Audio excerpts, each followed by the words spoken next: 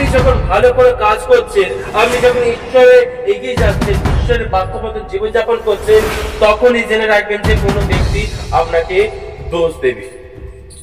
যখন আপনি জানবেন যে আপনার প্রার্থনার জীবনে কেউ আপনাকে দোষ দিচ্ছে, কোনো কাজের মধ্যে আপনাকে কেউ দোষ দিচ্ছে, তখন আপনি জেনে রাখবেন যে আমি তখন ঈশ্বরের কাজে এগিয়ে যাচ্ছি। যখন আপনি পাপের মধ্যে থাকবেন, পাপময় জীবনে থাকবেন, তখন কিন্তু কেউ আপনাকে দোষ দেবে না, কারণ তো তখন আপনি আর 5টা মানুষেরই মতো হয়ে আছেন। কিন্তু যখন আপনারা সেই ঈশ্বরের কথা মতো চলবেন, ঈশ্বরের বাক্যে জীবনযাপন করবে, তখনই আপনাকে লোকেরা দোষ দেবে। তার আগে রাজা তাদেরকে বলেছিল যে একটা মূর্তি বানিয়েছিল, যে মূর্তির সামনে সবাইকে, যত সেই রাজ্যের সব যত লোকেরা আছে তাদেরকে বলেছিল সবাই সেই মূর্তির সামনে মাথা নত করবে। কিন্তু আমাদের সেই ঈশ্বরের সেই সন্তানরা তারা সে বলেছিল আমি আমার জীবন্ত ঈশ্বর ছাড়া আমি আর কারোর সামনে মাথা নত করবো না, আমি শুধু মাথা নত করবো তো একমাত্র আমার ঈশ্বরের সামনে করবো, আর কারোর সামনে মাথা নত করবো না। সেই সময় সেই রাজা কি করেছিল যে তাদেরকে ধরে সে আগুনের কুণ্ডে, মানে আগুনের একটা ঘরে ফেলে দিয়েছিল, যেখানে সে ফেলে দিলে তারা হয়তো ভেবেছিল পুড়ে ছাইকার হয়ে যাবে, তারা মারা যাবে। কিন্তু তারা বিশ্বাস করেছিল তখনও ঈশ্বরের প্রতি, এবং তাদেরকে যখন আগুনে ফেলে দেওয়া হয়েছিল তখন ঈশ্বর স্বয়ং সেই যিশু তাদেরকে রক্ষা করেছিল সেই আগুনের মধ্যে থেকে এসে, এবং রাজাও তখন বিশ্বাস করেছিল যে ঈশ্বর। এবং সেই সময় অনেক দিন পার হয়ে যায় এবং সেই রাজ্যে নতুন একজন রাজা আসে, সেই নতুন একজন রাজা আসে দারিয়াবশ। সেই নতুন রাজার নাম ছিল দারিয়াবশ, এবং সেই রাজা দানিয়েলকে খুব ভালোবাসত। সে দানিয়েলের সম্বন্ধে অনেক ঘটনা শুনেছিল। আমরা দানিয়েল তার 6 অধ্যায় খুলি, 6 অধ্যায় 1 থেকে আমরা কিছু পদ আমরা পাঠ করবো, কেউ পেয়ে থাকলে আমরা পাঠ করি। দানিয়েল তার 6 অধ্যায় বলছে, দারিয়াবশ ইহা বিহিত বুঝিলেন যেন তিনি রাজ্যের সর্বস্থানে রাজ্যের উপরে 120 জন ক্ষিতিপাল এবং তাহাদের উপরে 3 জন অধ্যক্ষকে নিযুক্ত করেন। সেই 3 জনের মধ্যে দানিয়েল একজন ছিলেন। ইহার অভিপ্রায় এই যেন ওই ক্ষিতিপালেরা উহাদের কাছে হিসাব দেয় আর রাজার ক্ষতি না হয়। সেই দানিয়েল অধ্যক্ষগণ ও ক্ষিতিপালগণ হইতে বিশিষ্ট ছিলেন, কেননা তাহার অন্তরে উৎকৃষ্ট আত্মা ছিল, আর রাজা তাহাকে সমস্ত রাজ্যের উপরে নিযুক্ত মনস্থ করিলেন। তখন অধ্যক্ষেরা ও ক্ষিতিপালেরা বিষয়ে দানিয়েল দোষ ধরিতে চেষ্টা করিতে লাগিলেন, কিন্তু কোন দোষ বা অপরাধ ছিলেন কহিলেন, আমরা দানিয়েলের দোষ পাইব না, কেবল তাহার ঈশ্বরের ব্যবস্থা যদি তাহার কোনো দোষ পাই। তখন সেই অধ্যক্ষরা ও ক্ষিতিপালেরা রাজার সমাগত কহিলেন, মহারাজ দারিয়াবশ চিরজীবী হন। রাজ্যের অধ্যক্ষগণ, প্রতিনিধিগণ, ক্ষিতিপালগণ, মন্ত্রীগণ ও দেশাধিপতিগণ সকলে মন্ত্রণ করিয়া এমন রাজত্ব স্থাপন ও দৃঢ় প্রতিষেধ বিধি প্রচার করিতে বিধি বুঝিয়াছেন যে যদি কেউ 30 দিন পর্যন্ত মহারাজ ব্যতীত কোন দেবতার কিংবা মনুষ্যের কাছে প্রার্থনা করে, তবে হে রাজন কি বলছে, সে সিংহাসনের খাদে সিংহদের খাদে নিযুক্ত হইবে। হালেলুয়া। এখানে আমরা শুনলাম যে রাজা ছিল, যে দারিয়াবশ সেই সময় রাজা ছিল, সে দানিয়েলকে ভালোবাসতো। সে দানিয়েলের সম্বন্ধে অনেক কথা শুনেছে, যে আগে সে এত এত বড় বড় কার্য করেছে এবং ঈশ্বর তার সহবর্তী আছে, সে জানতো দারিয়াবশ। এবং সেই জন্য দারিয়াবশ কি করলো, দানিয়েলকে এবং আরো 2 জন সেই অধ্যক্ষগণকে নিযুক্ত করেছিল, এবং তাদের নিচে অনেকজন শাসনকর্তারা ছিল সেই সময়, যারা সেই রাজ্যটাকে দেখাশোনা করত। সেই শাসনকর্তারা অনেকজন ছিল, এবং সেই শাসনকর্তাদের উপরে আরো 3 জনকে নিযুক্ত করা হয়েছিল, যে তারা ওই শাসনকর্তাগুলোকে এবং রাজ্যগুলোকে তারা দেখবে, এবং তাদের মধ্যে দানিয়েলও একজন ছিল। এবং সে দানিয়েল সে এত ভালো কাজ করছে, এবং দানিয়েলের অনেক বুদ্ধি ছিল, এবং দানিয়েলকে সে দেখতেও সুন্দর ছিল, বাইবেল আমাদেরকে বলে। এবং তাই জন্য সে যখন দেখছে দানিয়েল সেই আর সব লোকদের থেকে এত বুদ্ধিমান লোক, তাই জন্য সবার উপরে সেই দেশকে পুরো দেখাশোনার ভার সে দানিয়েলকে দেওয়া হয়েছিল। এবং তাই থেকে সেই সময় যে রাজার মন্ত্রীরা ছিল, সে রাজার সেই রাজকর্মচারীরা ছিল, তারা দেখে খুব রেগে যাচ্ছে যে সব দায়িত্ব দানিয়েলকে দিয়ে দিচ্ছে। এই দানিয়েল একটা কিছু না একটা কিছু করতে হবে, এই দানিয়েলের জন্য একটা কিছু না একটা করতেই হবে। অনেকবার বেরিয়ে যাচ্ছে দানিয়েল, সে রাজাও তাকে সাপোর্ট করছে, রাজাও সে তাকে এত সেই রাজ্যের উপরে সে নিযুক্ত করেছে, দেখাশোনার ভার দিয়েছে তাকে। দানিয়েলকে কিছু একটা করতে হবে এবং তাই জন্য তারা সে ভাবছে কি করা যায়। তখন তারা সে ভাবছে দানিয়েলের তো আর অন্য কোনো দোষ ধরা যাবে না, কারণ সে ঈশ্বরের ভয় ছিল এবং সে বিশ্বস্ত লোক ছিল। সে কখনো কোনো ভুল কাজ করতো না দানিয়েল, বা ঈশ্বরের বিরুদ্ধে কোনো পাপ করতো না, কোনো পাপ কাজ সে দানিয়েল করতো না। এবং দানিয়েল কোন পাপ কাজ করতো না দেখে সেই ওই লোকগুলো বলছে আমরা ওকে অন্য কোনো বিষয়ে ওকে কোনো দোষারোপ দিতে পারবো না বা দোষ দেখাতে পারবো না। আমরা যদি একটা জিনিসের উপর করতে পারি, সে ঈশ্বরের কাছে সে 3বার করে প্রার্থনা করে দাঁড়িয়ে, তারা সেটা চায় এবং তাই জন্য সে বলছে আমরা তাকে দোষ দিতে পারি যে 5 পদে সেখানে দেখি যে তখন সেই ব্যক্তিরা কইল আমরা ওই দানিয়েলকে অন্য কোন দোষ পাইব না, কেবল তার ঈশ্বরের ব্যবস্থা লইয়া যদি তার কোন দোষ পায়, তার ঈশ্বরের জন্য যদি কোন দোষ পায়। খ্রিস্টের প্রিয়জনেরা, আজকে আপনারা জানেন, আপনারা যখন চার্চে আসবেন, আপনারা যখন মণ্ডলীতে আসবেন, খ্রিস্টের প্রিয়জনেরা, আপনারা যখন ঈশ্বরকে ভালোবাসবেন এবং ঈশ্বরের হয়ে কাজ করবেন, ঈশ্বরের কথা মতন চলবেন, ঈশ্বরের বাক্যে জীবনযাপন করবে, অনেক লোকেরা আছে আপনাকে সহ্য করতে পারবে না।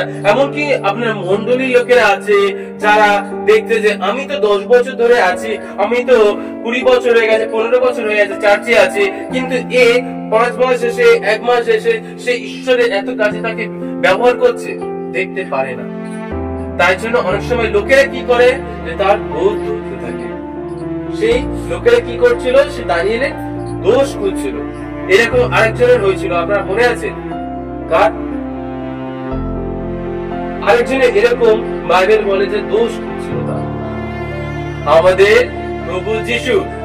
যখন প্রভু যিশু প্রচার কাজ করছিল, সেই সময় পণ্ডিতরা সে যিশুর দোষ খুঁজছিল যে একে কি দোষ দিয়ে আমরা একে সে মারতে পারি, কারণ যিশুর এত নাম হয়ে যাচ্ছে। সেই সময় তারা সেই যিশুর দোষ ধরছিল।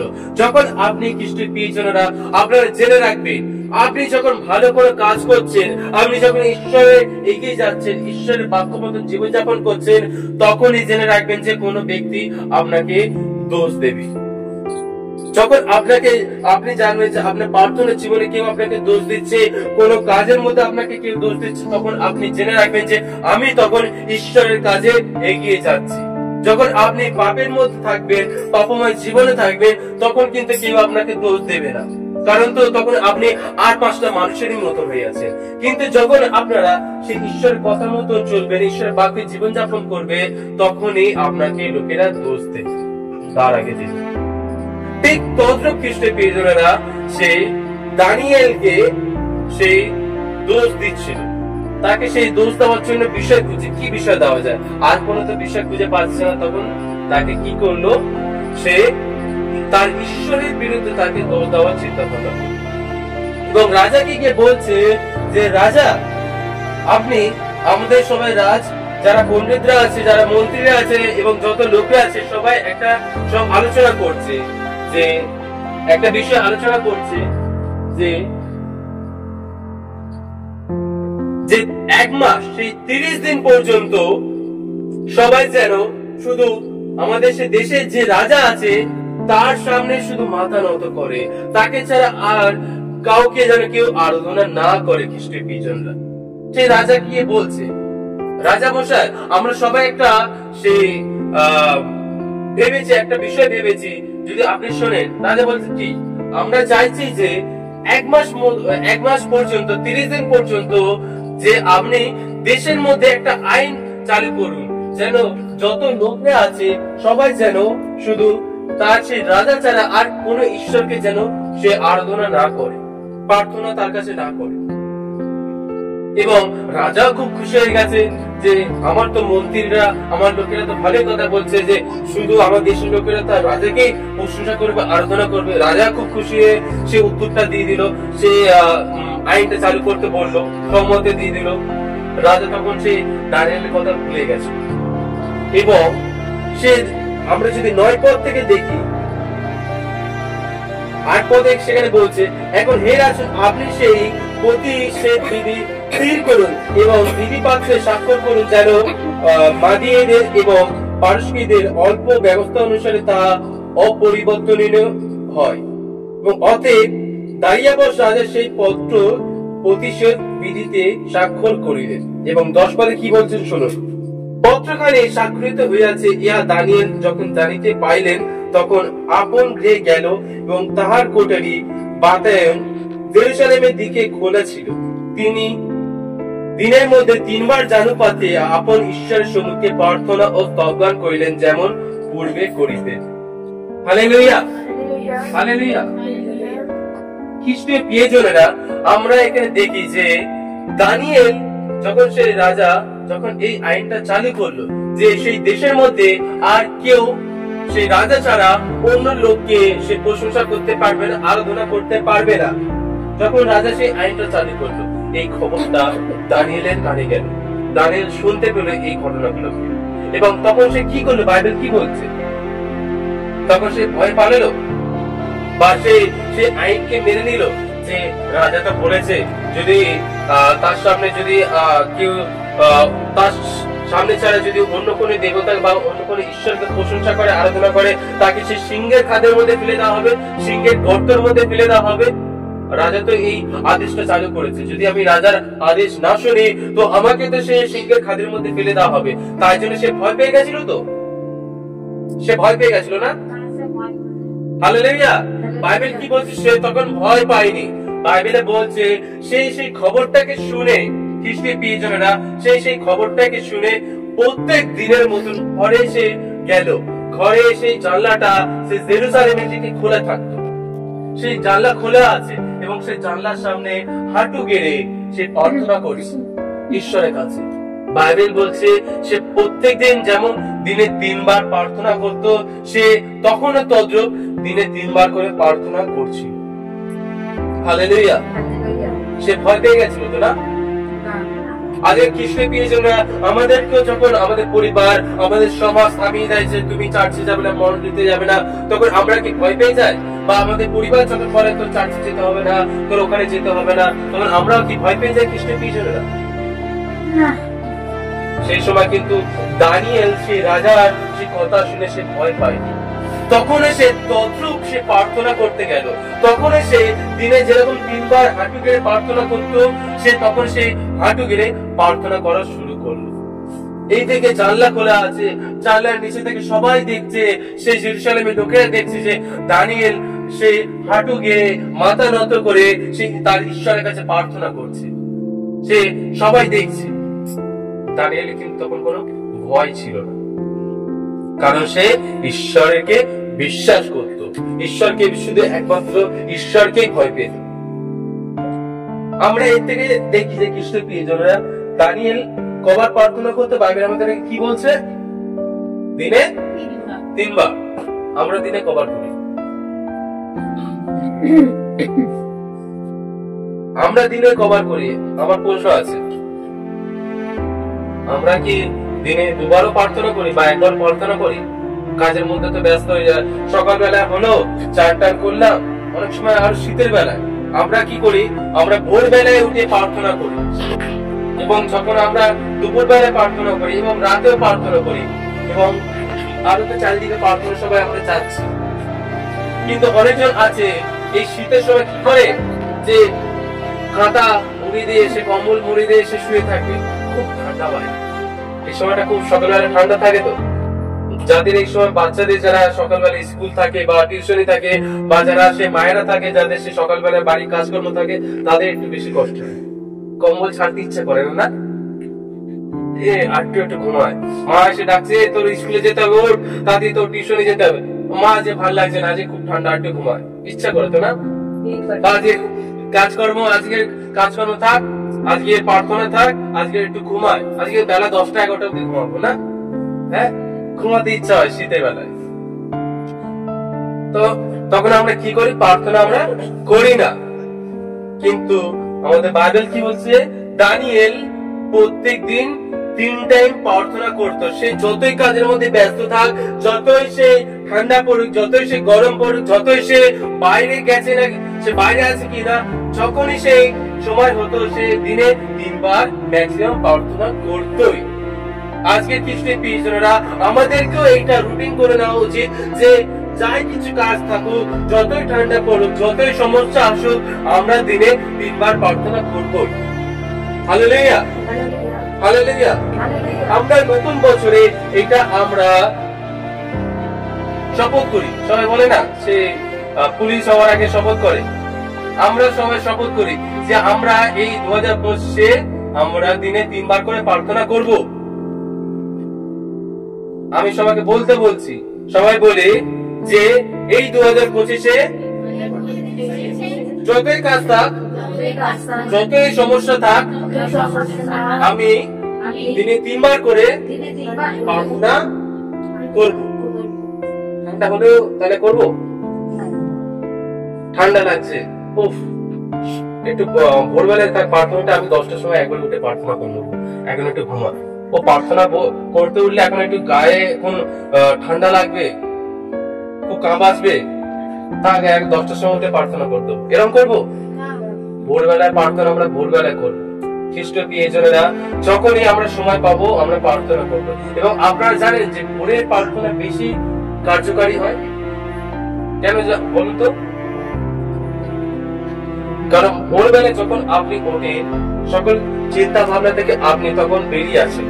সেই সারাটি রাত ঘুমিয়ে সকলে আপনার তখন চিন্তা ভাবনা থাকে না, এবং আশেপাশেও তখন নিস্তব্ধ, এবং তার মধ্যে তখন শুধু আপনি এবং আপনার প্রভু, আমাদের সেই যিশু প্রভু, আমরা দুজনে তখন একসাথে সেই প্রার্থনা আমরা করি, আর কেউ থাকে না। আমি প্রার্থনা করছি, আমার প্রভু আমার প্রার্থনা সে শুনছি, আশেপাশে আর কেউ থাকে না। তখন আমরা শপথ করি যে আমরা এই 2025-এ আমরা দানিয়েলের মতন 3 বার করে প্রার্থনা করব, সকালে, দুপুর, রাতে।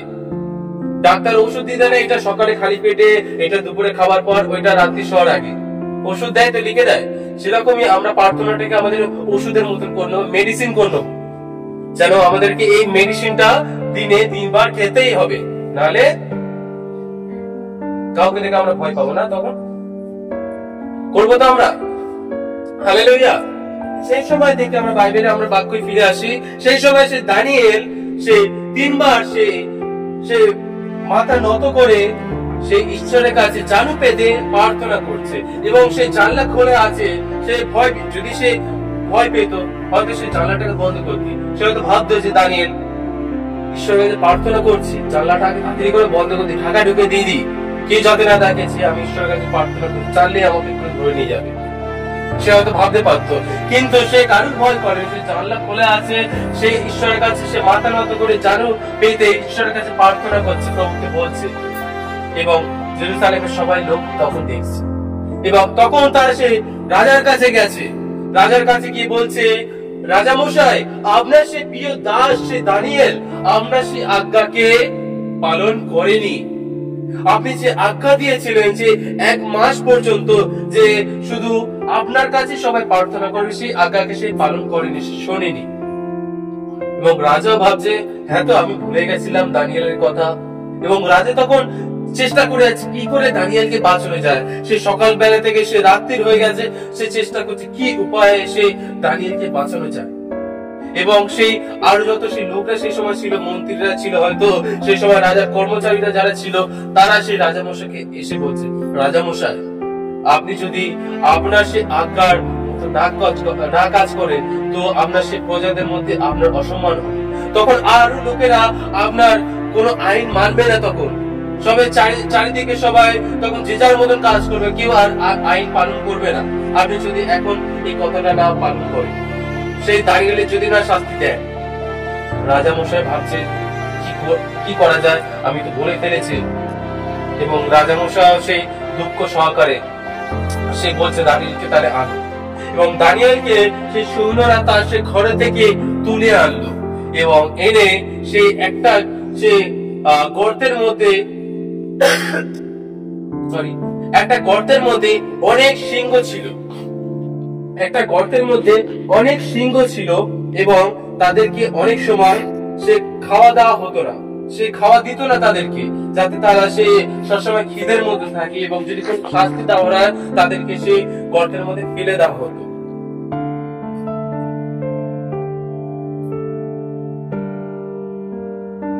এবং সেই গর্তের মধ্যে তাদেরকে ফেলে দেওয়া হতো খ্রিস্টের প্রিয়জনেরা। এবং সেই সময় সেই দানিয়েলকে সেই গর্তের মধ্যে ফেলে দেওয়া হলো খ্রিস্টের প্রিয়জনেরা। সেই গর্তের মধ্যে দানিয়েলকে ফেলে দিয়েছে, এবং সেই সময় যারা লোকেরা আছে তারা ভাবছে যে এবার হয়তো সে দানিয়েল মারা পড়বে, এবার হয়তো সে দানিয়েল মারা পড়বে। সবাই আমরা এইদিকে একটু ফোনের দিকে দেখি, যে এখানে একটা ছবি দেখতে পাচ্ছেন, তুমি দেখতে পাচ্ছেন এর মধ্যে কি আছে, পাশে সিংহরা আছে এবং সিংহরা আছে, এবং দেখছেন পাশে হাড়গোড় পড়ে আছে। এবং এই গর্তের মধ্যে যারা সেই সময় যারা সেই আইন পালন করতো না তাদেরকে শাস্তি দেওয়া হতো, তাদেরকে সেই সিংহের গর্তের মধ্যে ফেলে দেওয়া হতো যাতে সেই সিংহরা তাকে খেয়ে নিতে পারে। এবং সেই সময় দানিয়েল যখন সেই রাজার কথা মতো শুনলো না, তখন তাকে দানিয়েলকে সেই গর্তের মধ্যে ফেলে দেওয়া হলো যাতে দানিয়েলকে সেই সিংহরা খেয়ে নিতে পারে। আর সব লোকেরা ভাবছিল এবার হয়তো সেই দানিয়েল গেছে, এবার হয়তো আমাদের সেই পথে কাটা গেছে, এবার হয়তো সে মারা গেছে। তারাও তখন খুশি হচ্ছে যারা দানিয়েলকে ধরিয়ে দিয়েছিল, এবং তারা তখন খুব হয়তো গিয়ে এবার ঘরে গিয়ে পার্টি করছে। এবং সেই সময় রাজা যে দানিয়েলকে খুব ভালোবাসতো, রাজা চিন্তা করছে দানিয়েলের কি হলো, দানিয়েলের কি হলো। সে বাইবেল বলছে রাজা সেই রাত্রির মধ্যে উপবাস করেছিল, রাত্রিকালে সে উপবাস করেছিল, কিছু খায়নি, এবং সারা রাত সে ঘুমায়নি, চিন্তা করছে কখন সকাল হবে, আমি সে গর্তের কাছে গিয়ে দেখবো আমার সে দানিয়েল এখন বেঁচে আছে কি না। সে চিন্তা করছে রাতভর ধরে। এবং সে ভোরবেলা হলো, যখনই ভোর হয়েছে তখনই সেই রাজা সে ছুটে গেছে সেই গর্তের কাছে, এবং গর্তের কাছে গিয়ে কি বলছে আমরা বাইবেলের পথটা আমরা খুলে দেখি। আমরা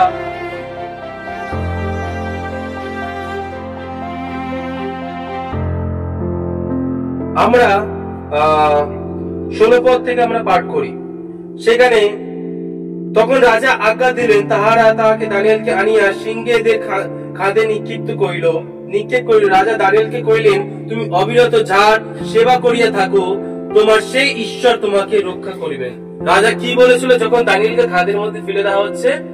যে ঈশ্বরকে তুমি এত বার ধরে ডাকো, যে ঈশ্বরের কাছে তুমি দিনে 3 বার করে প্রার্থনা করো, সেই ঈশ্বর তোমাকে রক্ষা করবে, একমাত্র সেই আছে।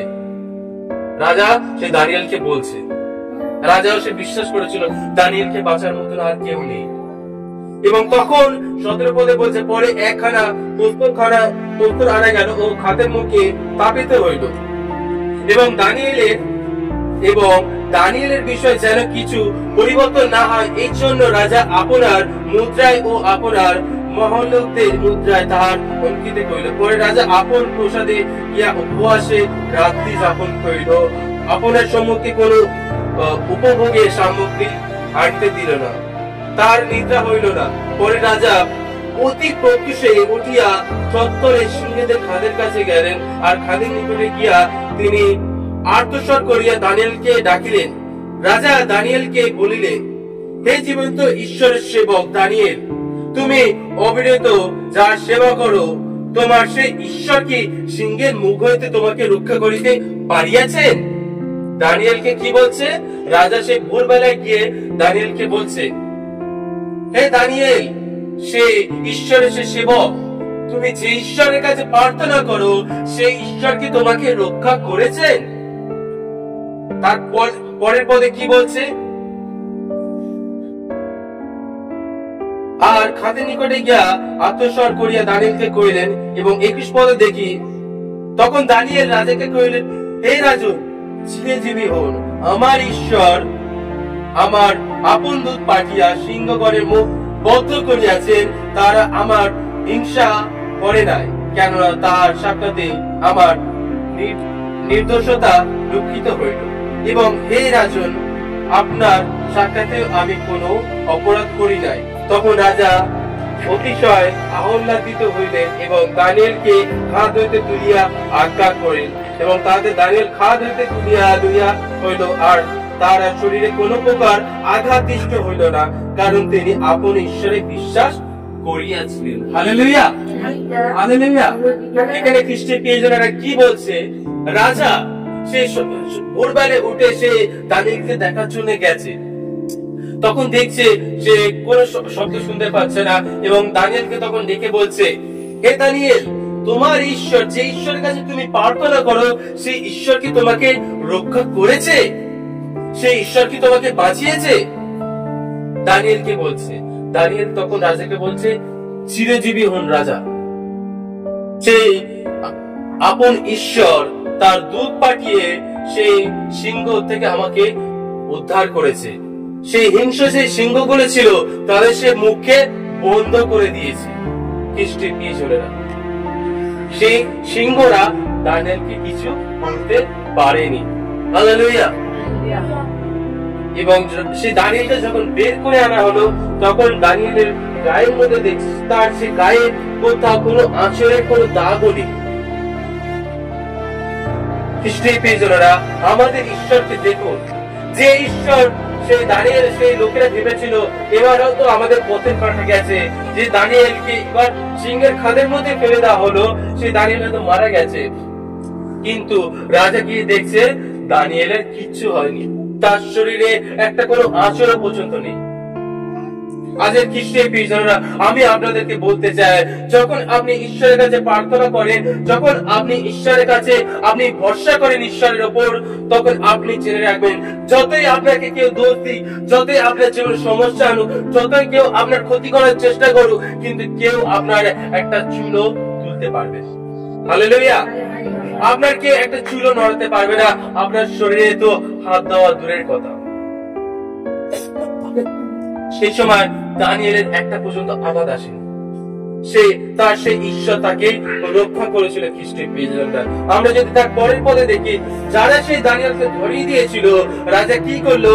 তাদেরকে এবং তাদের পরিবার সমেত তাদের সকল বাচ্চাদেরকে সবাইকে নিয়ে এসে সিংহের খাদের মধ্যে ফেলে দিল, যাতে তাদের সেই বংশ মুছে যায়। কারণ তারা সেই ঈশ্বর বিরোধী কাজ করেছিল, ঈশ্বরের দাসের প্রতি তারা সেই হিংসা করেছিল। এই জন্য তাদেরকে যখন সেই গর্তের মধ্যে ফেলে দেওয়া হলো, বাইবেলে বলছে সেই সিংহরা সেই গর্তে তাদের পড়ার আগে তাদেরকে সে ঝাপটে ধরলো এবং তাদেরকে সে খেয়ে নিল। আজকে আমি আপনাকে বলতে চাই, আজকে যখন আপনি ঈশ্বরের কাছে আছেন, আপনি যখন ঈশ্বরের উপর ভরসা করেছেন, তখন কেউ আপনার কিছু করতে পারবে না, কেউ আপনার কিছু করতে পারবে না। আমরা রোমিও যদি তার 8 অধ্যায় দেখি, আমরা রোমিও তার 8 অধ্যায় খুলি। রোমিও তার 8 অধ্যায়, রোমিও তার 8 অধ্যায় 31 পদ দেখি। সেখানে কি বলছে একটু পাঠ করি। এই সকল ধরিয়া আমরা কি বলিব? ঈশ্বর যখন আমাদের সপক্ষ, তখন আমার বিপক্ষকে। Amen, hallelujah. ঈশ্বর যখন আমার সপক্ষ, আমার বিপক্ষে কে?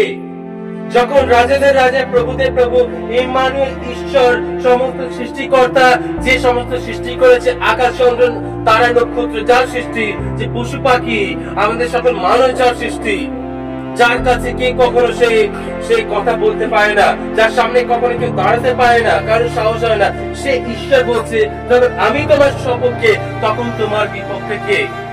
যখন আপনি ঈশ্বরের কাছে আপনি প্রার্থনা করেন, যখন আপনি ঈশ্বরের উপর ভরসা করেন, তখন জেনে রাখবেন যে রাজাদের রাজা, প্রভুদের প্রভু আমার সপক্ষে আছে, আপনার সপক্ষে আছে। হয়তো আমার বাড়ির লোক আমার সাথে ঝগড়া করছে, হয়তো পাড়ার প্রতিবেশী আমার জন্য কিছু চিন্তা ভাবনা করেছে যাতে আমাকে কিছু ক্ষতি করতে পারে, কিন্তু যখন আপনার কাছে আপনার ঈশ্বর আপনার সপক্ষ হয়ে কথা বলবে, আপনার বিপক্ষে কে দাঁড়াতে সাহস পাবে? Hallelujah, hallelujah. আমরা কেন চিন্তা করি যে কি হবে? আজকে আমরা অনেকজন হয়তো প্রার্থনা এখন আসতে পারিনি, তারা ভাবছে যে কি হবে, আমার কাজ করে ফেলে রেখে তারা যেতে পারছে না, হয়তো তাদের পরিবারের চাপে তারা আসতে পারছে না, কিন্তু তারা সেই মানুষকে ভয় করেছে। কিন্তু যারা সেই জীবন্ত ঈশ্বরকে ভয় করবে, খ্রিস্টের প্রিয়জনেরা, তাদেরই হয়ে একমাত্র সে ঈশ্বর যুদ্ধ করবে। সেই দিন গেছিলাম সেই সিংহের মধ্যে, সেই খাদের মধ্যে, সেই সিংহের মুখকে সেই ঈশ্বর তার দুধ পাঠিয়ে সে বন্ধ করে রেখেছিল। সে দানিয়েল কোনো ক্ষতি করতে পারেনি, সে একটা আঁচড় দিতে পারেনি। সেই ঈশ্বর আপনাকেও সকল সকল সেই সিংহের কাছ থেকে, সকল শয়তানের কার্যের কাছ থেকে আপনাকে রক্ষা করবে। Hallelujah, hallelujah. কে আপনার ক্ষতি করতে পারবে যখন আপনার ঈশ্বর, আমাদের ঈশ্বর আমাদের সপক্ষে কথা বলবে? সেই রাজা তখন বলেছিল যে এবার থেকে এই সেই রাজ্যের মধ্যে যত লোক আছে সবাই সে দানিয়েলের ঈশ্বরের প্রশংসা করবে, একমাত্র তিনি জীবন্ত। সে রাজা ভেবেছিল এবং সে বুঝতে পেরেছিল, তাই জন্য সে রাজ্যের মধ্যে আদেশ দিয়েছিল যেন সে দানিয়েলের উপরে কেউ যেন না কথা বলে, কেউ যদি কথা বলে তো তার শাস্তি দেওয়া হবে, এবং যেন সবাই তার ঈশ্বরকে আরাধনা প্রশংসা করে। হালেলুয়া। আজকে আমরা ভয়ে হয়তো থেমে যাই, আজকে হয়তো আমরা ভয় পেয়ে যাই, যদি আমরা চার্চের মধ্যে যাই, প্রার্থনায় যাই, ওই লোকে আমাকে কে বলবে, আমার বাড়ি থেকে আমাকে বের করে দেবে, সমাজ আমাকে বের করে দেবে, পাড়ার প্রতিবেশী আমাকে বের করে দেবে, আমরা ভয় পাই। কিন্তু আপনি জেনে রাখবেন যখন ঈশ্বর আপনার সপক্ষে আছে, আপনার বিপক্ষে দাঁড়াবার সাহস কি করবে না। হালেলুয়া। আমরা যেন ঈশ্বরের উপর বিশ্বাস করি, একমাত্র ঈশ্বরই আছে যে সকল সমস্যা থেকে আমাদেরকে উদ্ধার করতে পারে, সেই সিংহের খাদ থেকে আমাদেরকে উদ্ধার করতে পারে। আমরা যখন গানটা করছিলাম না, সিংহের খাদে ফেলে দিলে তখনও ভয় পাবো না। একবার করি, সিংহের খাদে ফেলে দিলে তখনও ভয় পাবো না, সিংহের খাদে ফেলে দিলে তখনও ভয় পাবো না, সদা প্রভু আমার সাথে আছে, আমাকে তিনি রক্ষা করবেন। সদা প্রভু আমার সাথে আছেন, আমাকে তিনি রক্ষা করবেন। হালেলুয়া। ভয় পাবো না আর কাউকে, কারণ সদা প্রভু আমার সাথে আছে। আজকে হয়তো আমরা ভাবি যে সে সিংহেদের মতন, সে সিংহের গর্তের মতন আমাদের জীবনে সে অনেক সমস্যা আছে, যে হয়তো সে লোকেরা ভেবেছিল দানিয়েলকে আর বাঁচানো যাবে না, দানিয়েল হয়তো এবার শেষ। আমরা অনেক সময় ভেবে নিই না যে আমার এই সমস্যা থেকে কেউ উদ্ধার করতে পারবে না, আমার এই সিচুয়েশন থেকে কেউ আমাকে বের করতে পারবে না, আমরা ভাবি যে আমাদের জীবন তো শেষ, কি হবে? তখন আপনি জেনে রাখবেন যে ঈশ্বর আছে, ঈশ্বরই একমাত্র আপনাকে উদ্ধার করতে পারে, আপনার সমস্যা থেকে আপনাকে মুক্তি দিতে পারে। Hallelujah, hallelujah. আমরা একমাত্র তাকেই ভরসা করি। হালেলুয়া। কে আমাকে কিছু করতে পারবে না যখন আমরা তার উপর ভরসা করব। সে দাঁড়িয়েও কিন্তু সেই সময় সে প্রার্থনাকে বন্ধ করে দিতে পারত, সেই রাজার আদেশ শুনে, কিন্তু সে করেছিল, সে থামেনি। সে দিনে 3 বার যেরকম প্রার্থনা করতে, সে তখন সেই প্রার্থনা করছে নির্ভয়। আজকে আমরা বলি থামাতে পারলে থামা, যে আমাকে থামাবে হয়তো বাড়ির লোক হতে পারে, হয়তো শয়তান হতে পারে, আমরা যেন তাকে বলি তোর কত দম আছে, আমাকে থামাতে পারলে থামা। আমি চার্চে যাব, আমি রবিবার আমার সে মন্ডলতে যাব, বৃহস্পতিবার করে আমি অনলাইনে প্রার্থনায় সে যোগ দেবো, তোর কত দম আছে, আমাকে থামাতে পারলে থামিয়ে দেন, কারণ আমার সাথে আমার ঈশ্বর আছে, তুই আমার কি করতে পারবি। Hallelujah, hallelujah.